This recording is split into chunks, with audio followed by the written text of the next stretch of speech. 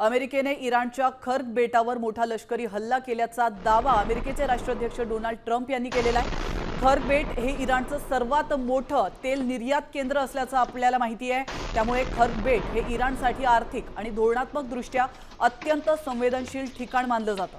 इराणच्या एकूण कच्चे तेल निर्यातीपैकी 90% व्यापार हा याच बेटावरून होतो। त्यामुळे इराणची अर्थव्यवस्था कमकुवत करण्याचा अमेरिकेचा प्रयत्न आहे।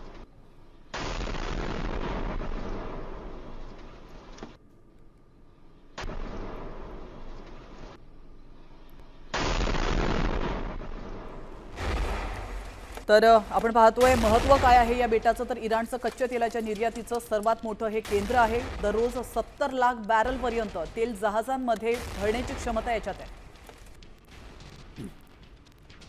खर्ग बेटावरून एकूण कच्च्या तेल निर्यातीपैकी 90% निर्यात केली जाते।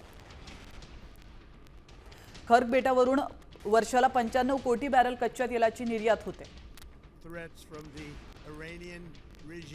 इराणच्या लष्कराला मिळणारा मोठा निधी याच बेटावरून होणाऱ्या व्यापारातून दिला जातो।